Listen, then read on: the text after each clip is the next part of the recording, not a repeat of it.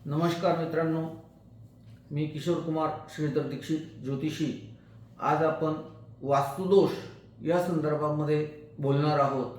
वास्तुदोषामुळे माणसाच्या जीवनामध्ये काय काय अडचण निर्माण होतात त्याबद्दल चर्चा करणार आहोत आणि त्याच्या निवारणार्थ आपल्याला काय करायला हवे याबद्दल बोलणार आहोत. परंतु हा विषय थोडासा मोठा असल्याने आपल्याला 2 भागामध्ये विभागणी करून तो करावा लागणार आहे. तर आज एक भाग घेऊया आणि उद्या दुसऱ्या भागामध्ये त्याचं विश्लेषण आपण करूया. तर मित्रांनो नमस्कार. श्री गणेशाय नमः. श्री स्वामी समर्थ. श्री रेणुका माताय नमः. वास्तुदोष. वास्तू म्हणजे निवासस्थान व दोष म्हणजे राहण्याच्या जागेतील दोष. हे घरे, मंदिरे, गावे, नगररचना, गडकोट, ऑफिस, तीर्थक्षेत्रे, कारखाने, शेती, विद्यालय, प्रार्थनास्थळ,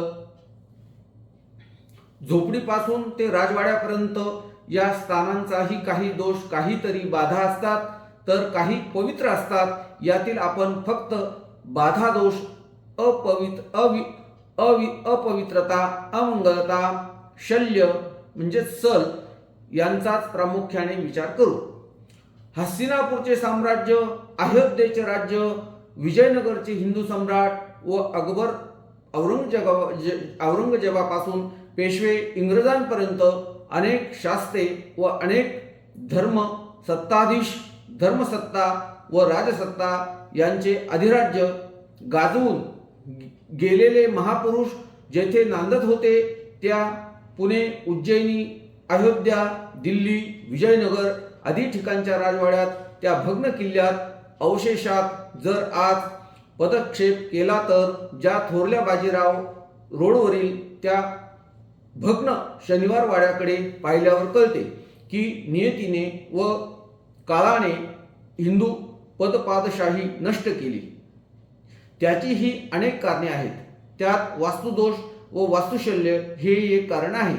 नाहीतर मधुस, मीनाक्षी, गरीबालाजी, रामेश्वर येथील हजारो वर्षाचे गोपुरे अनेक दुष्ट सत्ता आल्या आणि गेल्या, परंतु त्या वास्तूंचा केसभर सुद्धा ऱ्हास झालेला नाही व त्यांचा वैभवास उलट दिवसेंदिवस चढती कमान आहे. आपल्याला भारतातल्या ह्या मोठमोठ्या वास्तूंवर लिहून मन आणखी विषण्ण करण्याचे नाही. त्यातून अर्थबोध ध्यानी आणून कमीत कमी आपली झोपडी आपल्या नातवांपर्यंत तरी दुरुस्त करण्याची वेळ येऊ नये अशी प्रत्येक भाग्यवंताने काळजी घ्यावी. घरे, बंगले व बागा वारंवार तयार करण्याची बाब नसून कुणीतरी भाग्यवंताच्या व भाग्यशालीच्या प्रेरणेने या वास्तू होत असतात. वास्तू करणे किंवा घर बांधणे किंवा घर घेणे, चांगले घर भाड्याने मिळणे, अतिशय सुसंस्कृत आणि सज्जन माणसांचा सहवास मिळणे, जीवनाची वाटचाल करताना आपल्या आयुष्यात घर बांधणे ह्या गोष्टी जे कोणी भाग्यवंत आहेत त्यांनाच घडतात.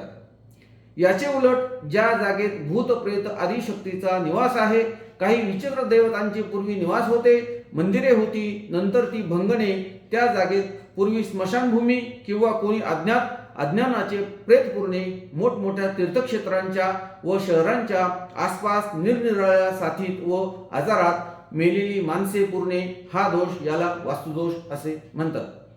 ज्या वाड्यात किंवा घरात सुहासिनी स्त्रियांना अपघाताने ठार मारलेले आहे, ज्या पूर्वजांनी विश्वासघाताने लोकांना फसवून त्या पैशाने घरे बांधलेली आहेत, भाडेकरी म्हणून भाडे न देता सज्जन मालकाला दांडगाईने फसवणूक, बरेच कब्जा करून मालकी मिळवलेली आहे, तसेच नाममात्र पैसे देऊन खरेदीची रक्कम पूर्ण दिलेली नाही व पूर्ण कब्जा केलेला नाही व पूर्ण कब्जा दिलेला आहे, अनाथ व विधवा यांच्या वास्तूत त्यांच्या असहाय्यतेचा गैरफायदा घेऊन दांडगाईने मालक होणे, हे सर्व प्रकार काही कालांतराने वास्तुदोषात जमा होतात.